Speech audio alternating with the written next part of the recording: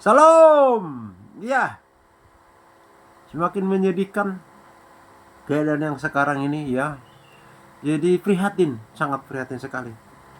Saya sebelum live ini sempat masuk ke dalam lamanya Palermo Agatha.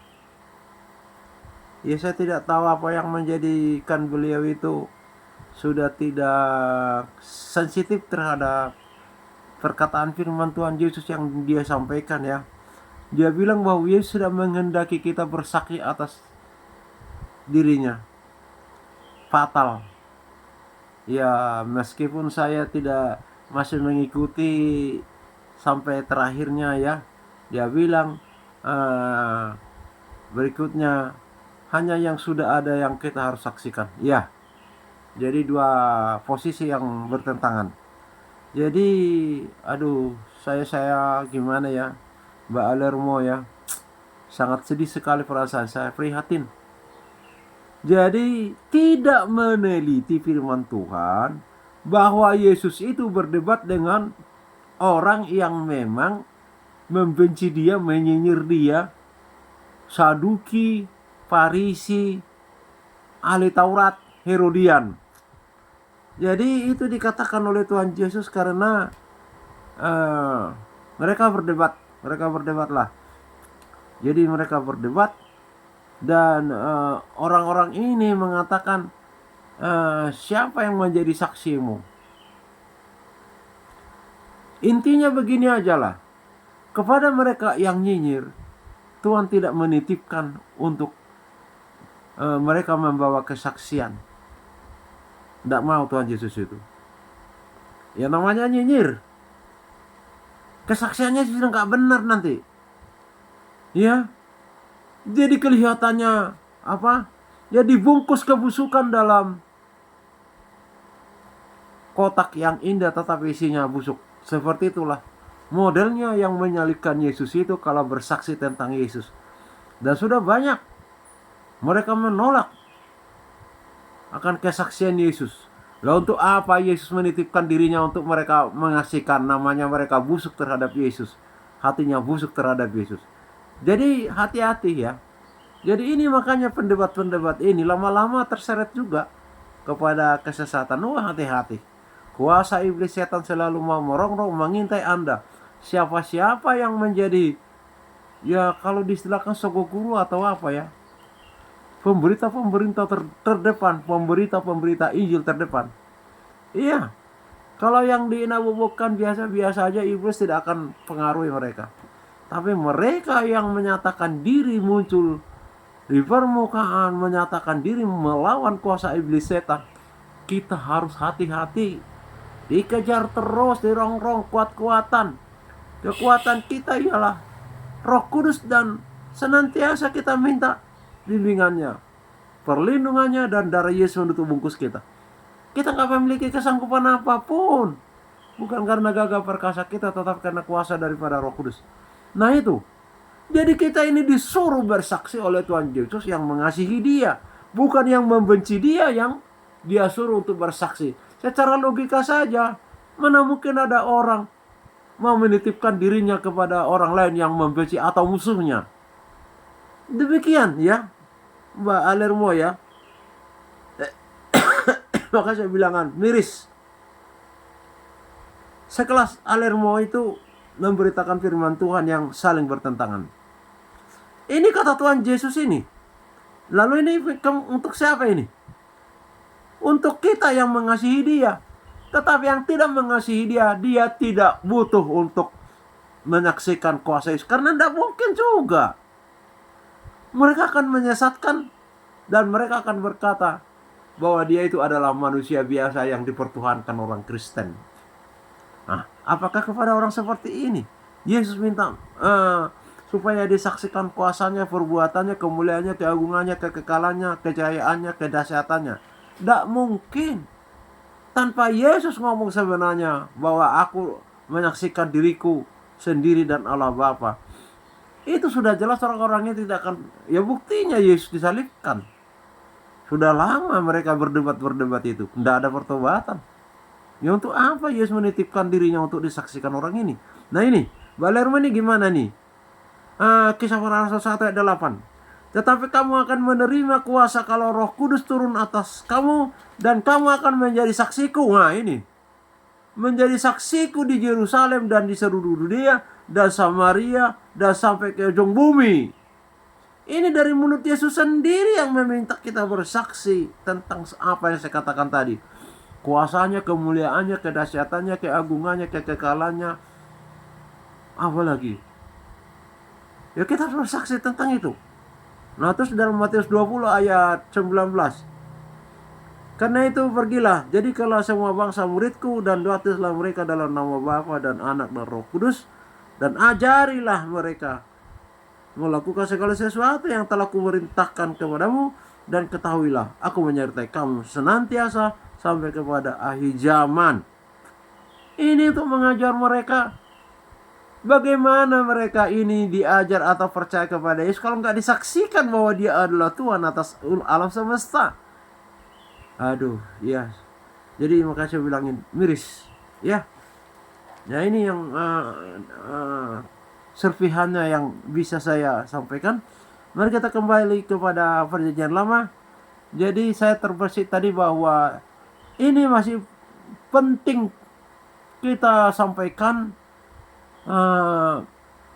Sebenarnya bahwa Perjanjian Lama ini adalah gambaran ke Perjanjian Baru. Jadi Perjanjian Barulah nyatanya. Memang kalau kita sudah membicarakan Perjanjian Baru, itu sudah terungkap di Perjanjian Lama. Tetapi bukan berarti kalau Perjanjian Lama itu tidak kita pakai, tidak penting. Ya apalagi menjawab pertanyaan dari teman-teman Muslim bahwa Kristen menyontek Talmud dan tidak ada hubungan antara Perjanjian Baru dan Perjanjian Lama. Itu mualaf-mualaf yang jadi Islam itu mengatakan begitu. Ya, tadi saya maunya nyanyikan, nanti tak nyanyikan lagi ya. Bapa buat jalan di lautan, lautan Tiberiau ya. Mata air di padang gurun. Dan Tuhan beritahu saya, di padang gurun itu memang kita secara logika, secara pikiran kita sudah mengerti kehidupan susah di situ. Punah manusia itu karena nggak ada air. Ekstrem itu udaranya, kalau siang panas sekali karena sinar itu memantul ke atas lagi yang dipantulkan ke padang gurun itu, kepada padang pasir itu. Panasnya bukan main. Dan kalau malam dinginnya bukan main. Karena padang gurun itu, padang pasir itu menyerap, mengeluarkan kedinginan. Jadi gak mungkin lah, mustahil lah manusia bertahan. Memang tidak ada manusia bertahan di situ kalau nggak ada air, nggak ada AC segala macam seperti sekarang ini ya. Dan Tuhan memberitahukan kepada saya, itu padang gurun yang ada sekarang di dulu ya, sampai sekarang mungkin sudah banyak diubah ya. Tetapi padang gurun yang di dunia ini sekarang hampir sama saja padang gurun yang di Perjanjian Lama ini. Ancaman di mana-mana, ancaman terhadap kerohanian. Apalagi seperti saya katakan tadi, orang yang menyerahkan kepercayaannya mengikuti pemberitaan Injil Palermo Agatha, ujung-ujungnya menjadi, saya lihat, mohon maaf ini Ibu Firda, kenapa ini Mbak Agatha ini? Apa ada penyakit ya? Nah, saya lihat udah mulai menyimpang. Bahwa Yesus tidak memerlukan kita menjadi saksinya. Aduh, payah, miris, menyedihkan. Lah orang-orang yang telah kadung mengikuti Palermo, ini bisa tersesat. Tidak perlu bersaksi tentang Yesus. Wah, udahlah. Ya, makanya saya bilangin, mari kita terus-terusan kepada Roh Kudus supaya kita tidak disesatkan terombang-ambing ajaran-ajaran yang sekarang. Dan kita juga doa ya, teman-teman Kristen itu doa nggak Palermo sama pemberita Injil di medsos ini.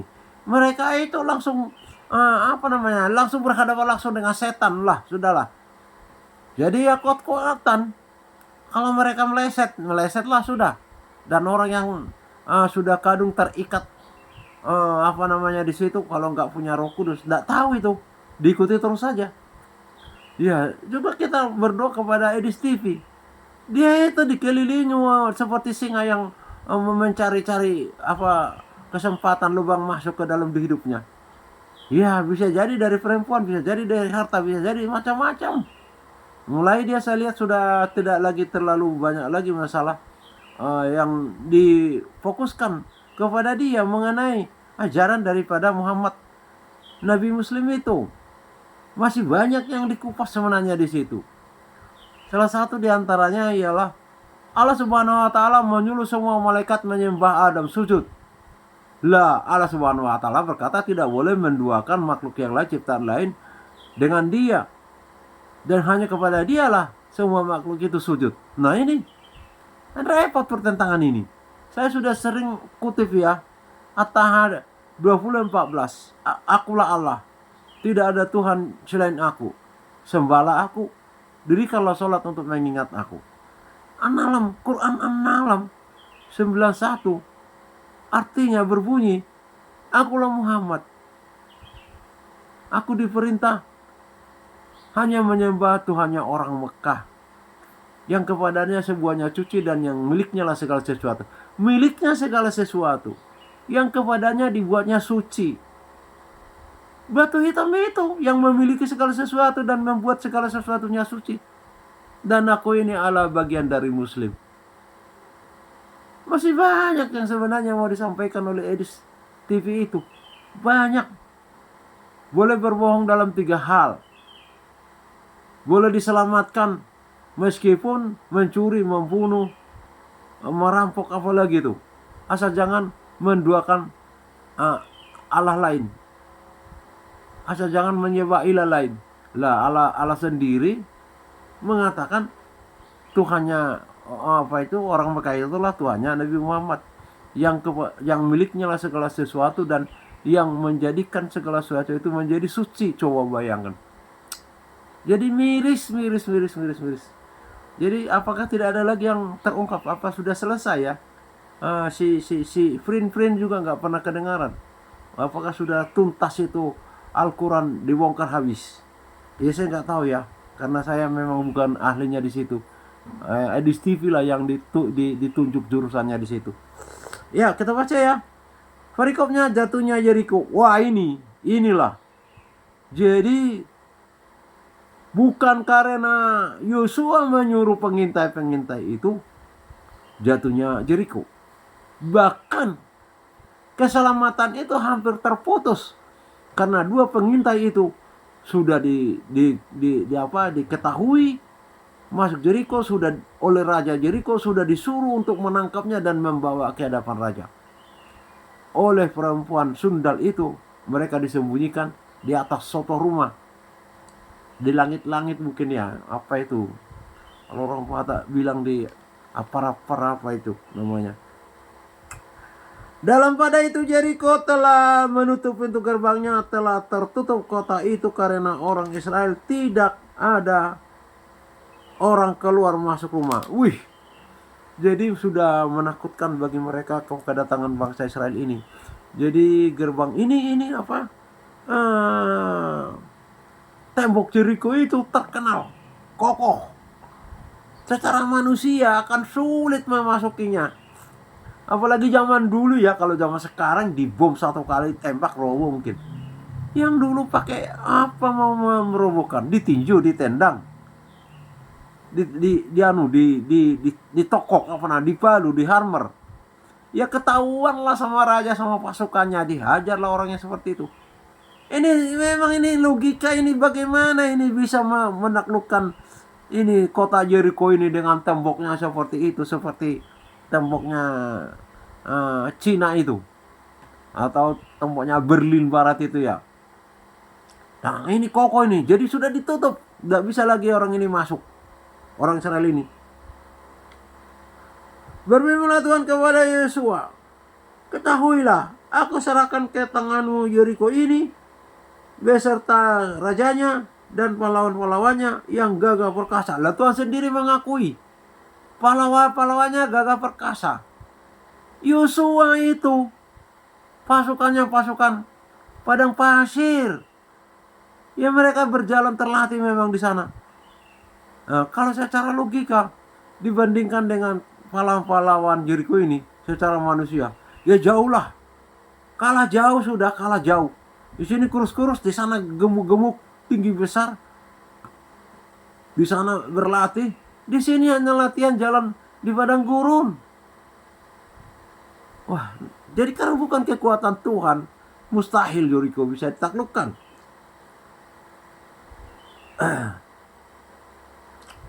Haruslah kamu mengelilingi kota itu, yakni semua prajurit harus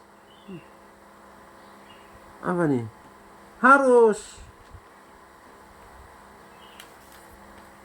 Harus menyadari kota itu, harus mengitari apa nih?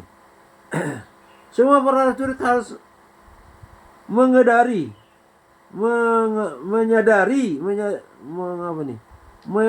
diedari kota itu sekali saja. Demikianlah harus engkau perbuat 6 hari lamanya. Jadi 1 hari dikelilingi, akan ditutup ya. Jadi mereka bebas mengitarinya 1 hari 1 kali, sampai 7 kali, berarti 7 hari. Tetapi pada hari yang ke-7, 7 kali. Oh, jadi 1 hari 1 kali, hari yang ke-7 7 kali ya. Demikianlah harus engkau berbuat 6 hari lamanya. Dan 7 orang imam harus membawa 7 sangkakala tanduk domba di depan tabut. Tetapi pada hari yang ke-7, 7 kali kamu harus mengelilingi kota itu, sedang para imam meniup sangkakala. Apabila sangkakala tanduk domba itu panjang bunyinya, dan kamu mendengar bunyi sangkakala itu, maka haruslah seluruh bersorak dengan sorak yang nyaring. Maka tembok kota itu akan runtuh. Lalu bangsa itu harus memanjatnya masing-masing langsung ke depan. Menyerbu lah maksudnya. Wah, jadi gini caranya Tuhan untuk menaklukkan Yeriko itu. Luar biasa. Kalau secara manusia nggak bisa. Kemudian, ini secara manusia ini nggak masuk akal. Mau berperang ditiup sangkakala. Padahal sebelumnya diintip-intip dulu. Kalau perang sekarang ini, mana ada seperti ini? Sembunyi dulu, melangkah sedikit demi sedikit. Kalau ini malah berdiri kelilingi tiup sangkakala, tot. Lah ya ketahuan lah. Tapi mereka yang di sana sudah dibuat Tuhan gemetaran, tidak mau berani lagi keluar. Dan pikiran mereka benar secara manusia. Gak mungkin mereka bisa memanjat tembok kalau tidak lewat gerbang. Wah. Hanya gimana? Oke, kita lanjut. Kemudian Yosua bin Nun memanggil para imam dan berkata kepada mereka, angkatlah tabut perjanjian itu, dan 7 orang imam harus membawa 7 sangkakala tanduk domba di depan tabut Tuhan. Dan kepada bangsa itu dikatakannya, majulah, kelilingilah kota itu, dan orang-orang bersenjata harus berjalan di depan tabut. Nah ini, kalau sebelumnya mereka di belakang tabut.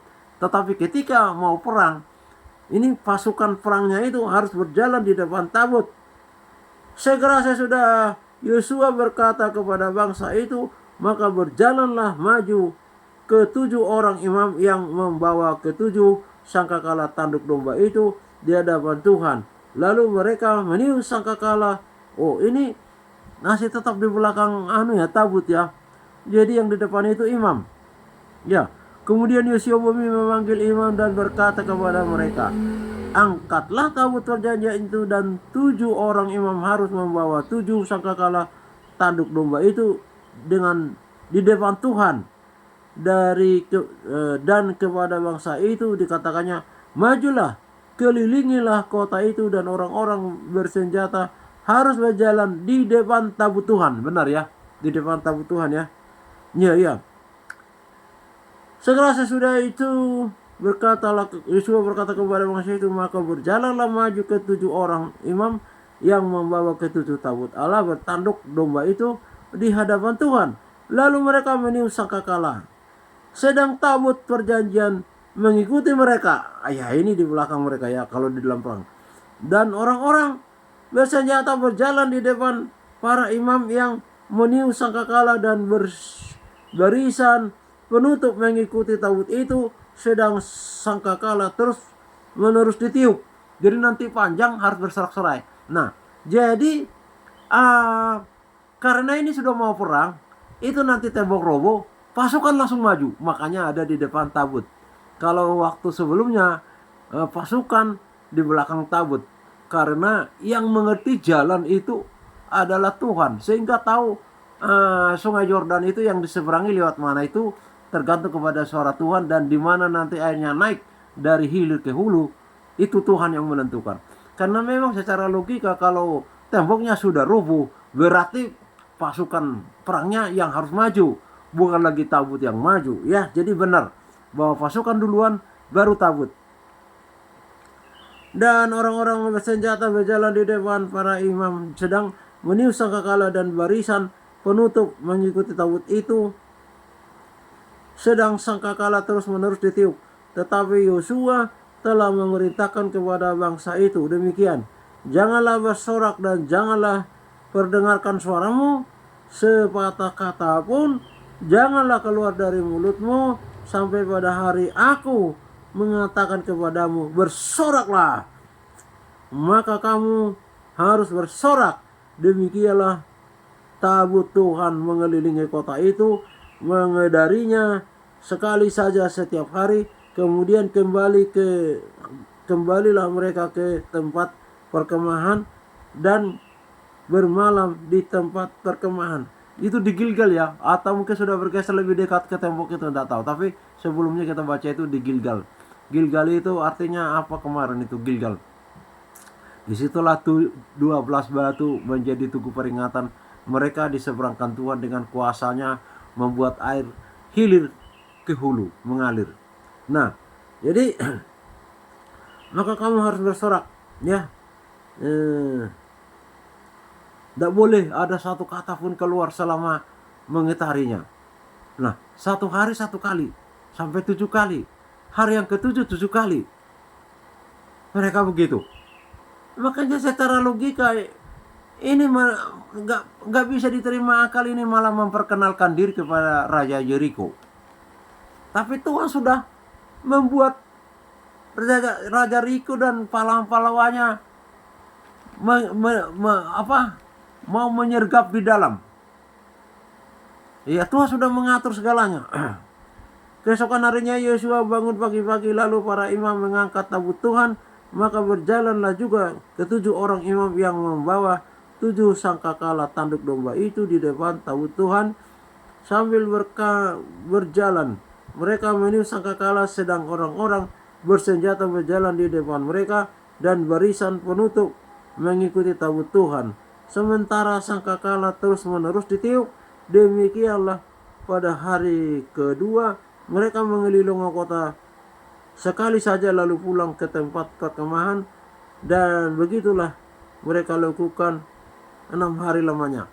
Jadi di tempat perkemahan itu berkumpul ternak-ternak dan anak istri mereka. Jadi memang riskan ini. Apabila mereka betul kalah, hancur itu bangsa Israel.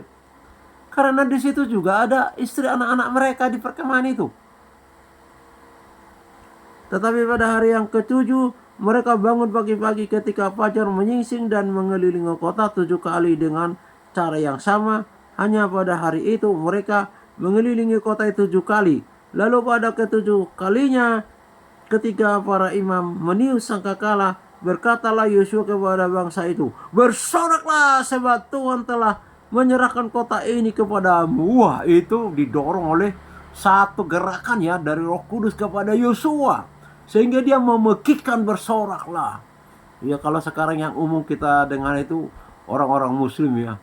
Jadi membunuh antara Yaman Selatan, Yaman Utara, sama-sama Islam, katanya Sunni mayoritas ya. Dari selatan berkata Allahu Akbar, dari utara Houthi berkata Allahu Akbar. Allahu Akbar, maju bertempur. Ya seperti sapi lah yang diadu ya. Maju mereka bertemu, saling bunuh, saling mengatakan Allahu Akbar. Kalau ini bersoraklah, kota ini sudah diserahkan kepadamu. Bersorak. Oh, Ya kalau sekarang orang Kristen, haleluya, haleluya. Punya pekikan, punya anu sendiri-sendiri ya. Jadi terpujilah engkau ya Tuhan, terpujilah engkau Bapa, terpujilah engkau Roh Kudus ya. Kota itu dengan segala isinya akan dikhususkan bagi Tuhan untuk memusnahkannya. Jadi hampir tidak bisa seperti Saul. Kalau disuruh dimusnahkan, dimusnahkan.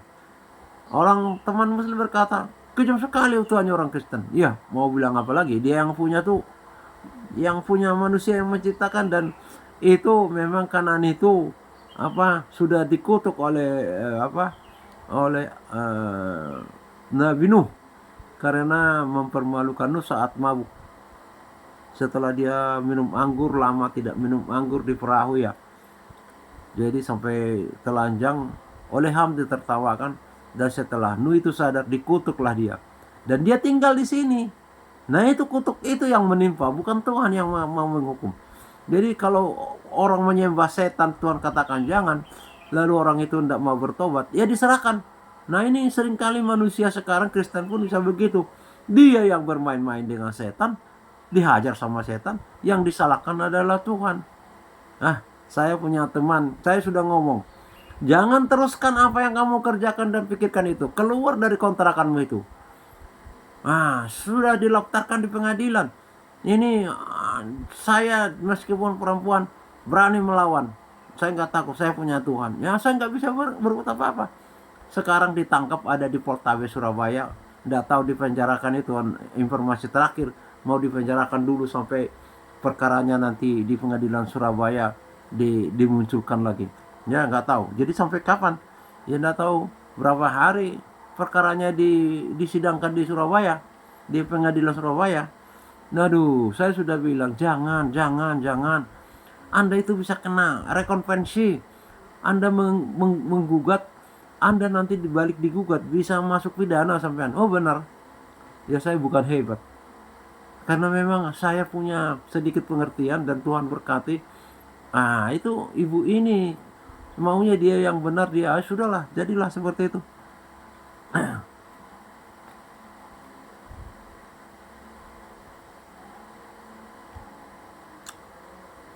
Nah, ini ketemu sama perempuan Rahab yang menyelamatkan 2 pengintai Yosua.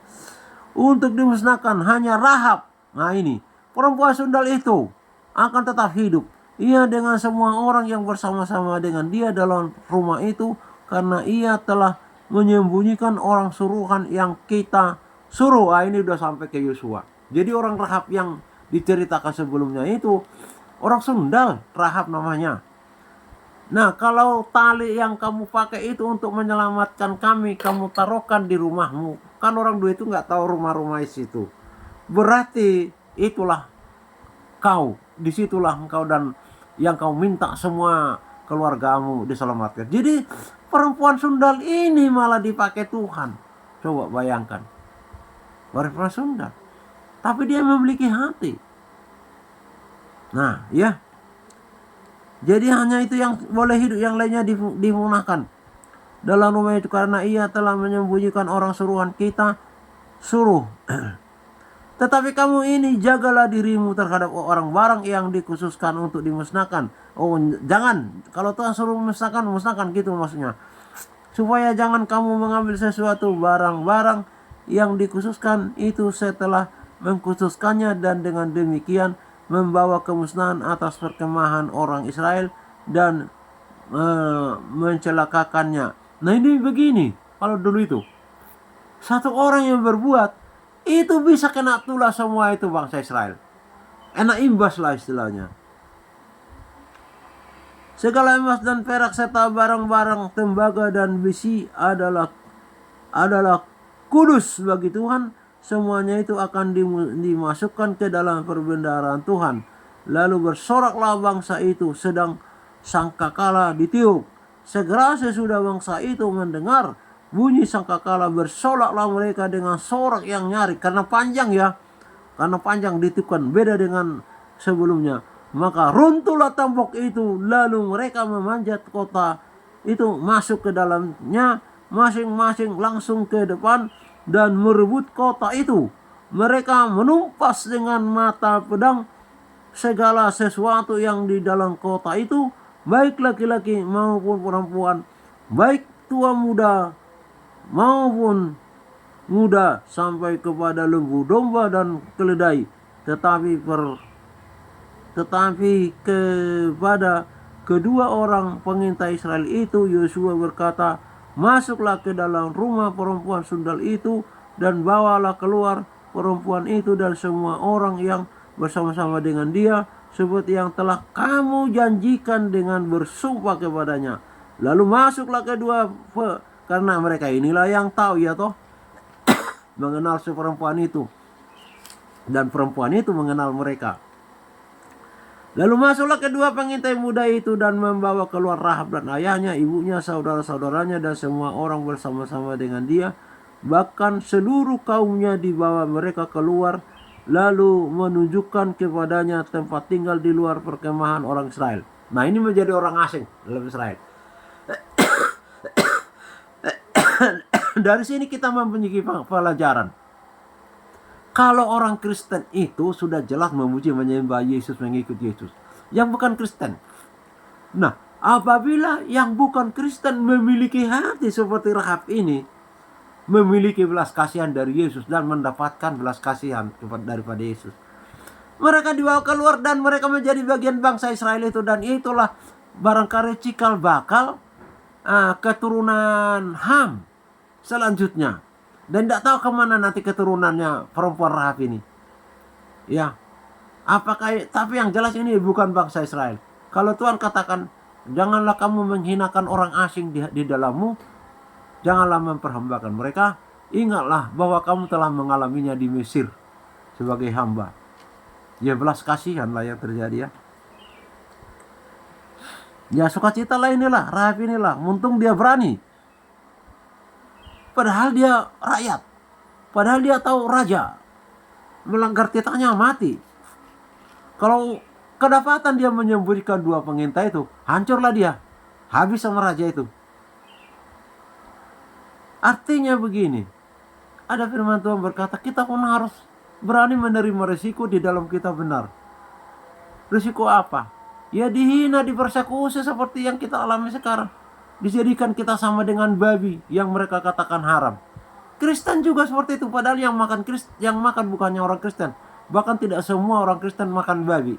Di gereja saya ada dokter tidak mau makan babi karena sudah terpengaruh lingkungan. Melihatnya sudah muntah, apalagi mau makan. Tapi lama-lama akhirnya semua itu yang ada dibikin rawon, dia mau makan juga. Tetapi kenapa orang Kristen toh yang dikuyo-kuyo diperkusi sama Islam, apalagi Islam di Indonesia ini? Itu loh masalahnya. Padahal babi mereka terjadi, bukan tercipta. Terjadi di perahu Nuh karena dilahirkan keluar dari gajah, ekor gajah. Di ekor gajah itu ada lubang tai sama pipis ya, kemaluan. Tapi tidak tahu yang mana yang jelas, yang mana. Ada yang bilang dari tempat pipis, ada yang bilang dari pembuangan tai. Jadi kebenaran tidak seperti itu. IAA, BB, batil-batil, hak al-hak. Itu ukurannya kebenaran. Dengan demikianlah harap perempuan sundal itu dan keluarganya serta semua orang yang bersama-sama dengan dia dibiarkan hidup oleh Yosua. Maka diamlah perempuan itu di tengah-tengah orang Israel sampai sekarang, karena ia telah menyembunyikan suruhan yang disuruh Yosua mengintai Yeriko. Jadi cara Tuhan itu hebat, ya. Tidak seperti yang dikatakan teman Muslim dihabisi. Dan seperti ini, Tuhan masih memberikan bibit bobot. Tapi dari perempuan sundal ini, ya tentunya dia tidak bersundal lagi. Kalau bersundal lagi itu melawan hukum Tuhan, yaitu jangan berzina. Dirajam dia. Pada waktu itu bersumpahlah Yosua, katanya, terkutuklah di hadapan Tuhan orang yang bangkit untuk membangun kembali kota. Ya, ini yang menjadi terkutuk Yeriko itu. Sampai sekarang katanya jadi miskin, jadi kota termiskin, kota tandus. Padahal dulunya itu waktu direbut Yosua, kota yang makmur. Wah, berlimpah susu dan madu, dan orang-orangnya tinggi-tinggi besar. Waktu pengintainya si Musa juga berkata begitu. Nah, tapi Yesua ini bersumpah begini, dengan membayar nyawa anaknya yang sudah ia akan meletakkan dasar kota itu, dan dengan membayar nyawa anak-anaknya bungsu ia akan memasang pintu gerbangnya. Dan Tuhan menyertai Yosua dan terdengarlah kabar tentang dia di seluruh negeri. Jadi ada lagi versi lainnya, tidak tahu dari mana sumbernya. Ini penyembahan berhala luar biasa ini di sini. Ya, dewa-dewa dan raja-rajanya sangat luar biasa. Versi yang lain saya katakan itu bahwa itu setiap meter atau berapa ya pembangunan tembok itu dikuburkan di situ, atau waktu pertama dibangun ya, itu kepala orang yang dipotong oleh raja.